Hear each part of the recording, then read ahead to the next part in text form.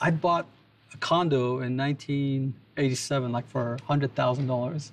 And I took a second on the condo. I got $40,000. And with that money, I started Masimo. True innovation is intuitive leaps.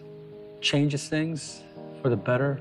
I had just gotten my master's in electrical engineering. I tried to confirm for myself whether the problem I wanted to solve was worthwhile. And unfortunately, most doctors I spoke with, except for one, told me, no one cares. But it just didn't make sense to me. So back in the late 80s, early 90s, the oximetry that existed really didn't work well. As one of the competitors once commented to me, "You're lucky if it works at all." Pulse oximetry relies on shining light through the digit or earlobe or whatever, and looking at the light that's attenuated. You're understanding what's happening within the body by sourcing that signal from the body. So you need a sensor with 2 LEDs at least, a photodiode that captures that data. If there was any motion or low perfusion, the pulse oximeters at that time would drop the readings. The most likely to be moving patients are babies. You can't tell them to be still. Just in the neonatal intensive care unit, 12% of the babies were getting retinopathy of prematurity. 2,000 babies a year in the US were going blind. Stevie Wonder is blind from ROP.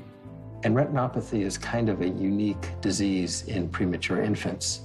Too much oxygen or oxygen in spurts and bursts causes bleeding, it causes damage.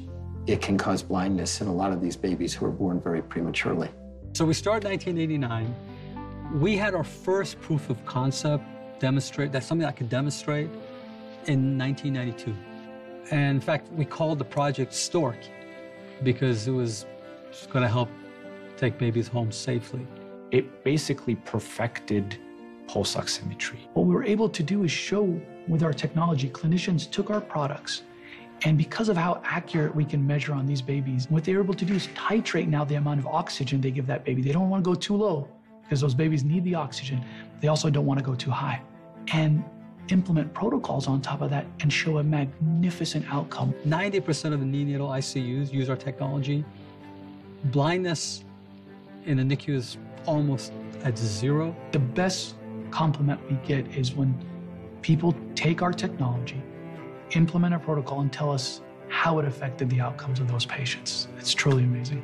Dr. Grinelli took our product and found a very clever way of seeing if somebody had critical congenital heart defect. So basically, it's a disease that's typically found in newborns within the first 24 hours.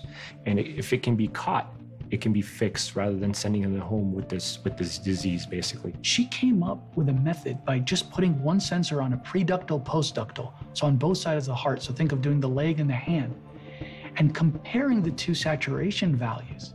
Using Masimo set along with a structured protocol. They immediately know whether this baby needs to go for an echo. At the end of that protocol, it would identify and tell them they have a positive screening or negative screening. And catch that baby before they go home and determine that there is a heart failure and it's too late. So I was there before pulse oximetry came. We had to put arterial sticks in small babies' arteries. You can imagine how tiny, how small the arteries would be. You can imagine how difficult it was to do.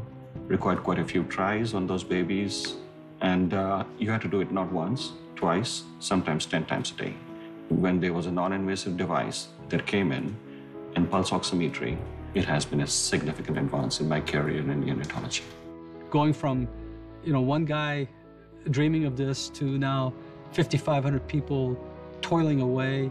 What makes me really proud of Masimo is knowing that truly, if we weren't here, some of the things that are in the world now wouldn't be around.